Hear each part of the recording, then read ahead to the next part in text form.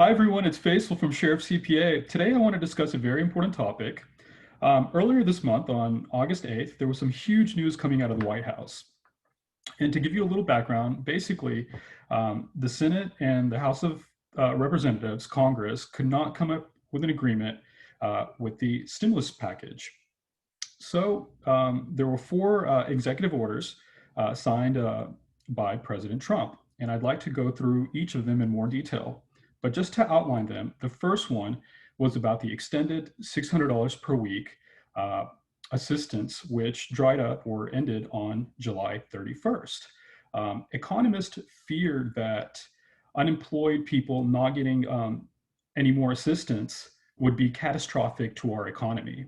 So that will now be $400 per week.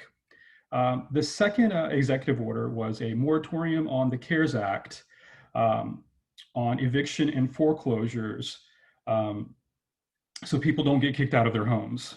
The third one was a moratorium on student loans, which basically says that there's no interest, no payments until the end of this year. And then the fourth executive order was about the payroll tax holiday, um, which defers the employee portion of payroll tax through the end of the year. And so let's start with this topic first, because I feel that this affects a lot of people, millions of Americans. And so if you are an employee that makes below $100,000 per year, you get a W-2 salary, and 7.65% of that is Social Security and Medicare that's taken out of your paycheck to pay for Social Security and Medicare.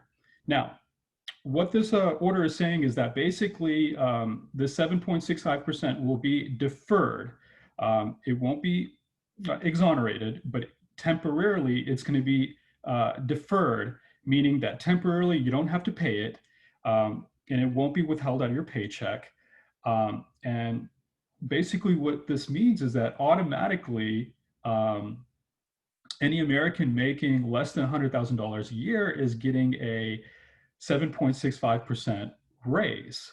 So you will see a bigger paycheck. However, keeping in mind that this will not be exonerated, it's only deferred. Now, right now, what does that mean? Does it have to be, when does it have to be paid back? Well, we don't know yet. The Treasury Department will let us know. Right now, we just have to wait and see. And if this sticks or stands, then basically every American's getting a raise. Now, when I was going through the executive order, I didn't see where it says that employers were mandated to make this change. From my understanding, employers will actually wait for the employee to make this request. So, so what if an employee gets laid off? Well, maybe the employer has to repay this amount, or maybe the Treasury Department's going to make the employee pay for it. Right now, it's uncertain, but regardless, it's not exonerated and it has to be paid back. So someone has to pay that that 7.65% payroll tax back, be it the employer or the employee. So right now, we need to take these executive orders with a grain of salt, because we don't know how long they're actually going to stick. Now, the next executive order that I'd like to discuss is the $600 assistance, which ended July 31st. So now that amount is going to be roughly $400 per week.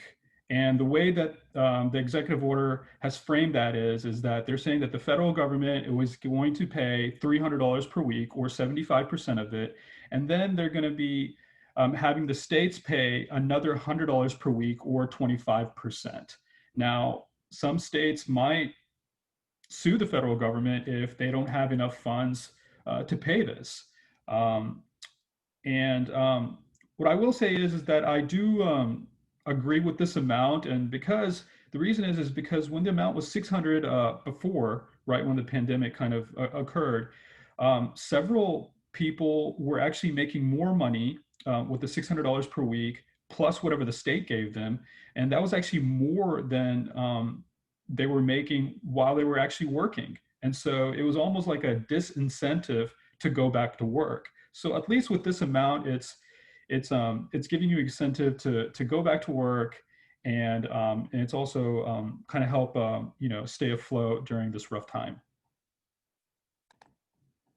Now the moratorium on the foreclosures and evictions is basically saying that we don't want people getting kicked out of their homes if they can't make rent payments and lease payments. And so essentially the federal government is going to be stepping in. And again, we don't understand all the mechanics around this, but the federal government's going to step in and kind of tell the property owner or the bank that, hey, don't kick out the tenant right now. And most likely they're going to step in with some type of financial assistance to help the bank pay the loan. And they're going to use some funds and allocate those funds to help subsidize this process.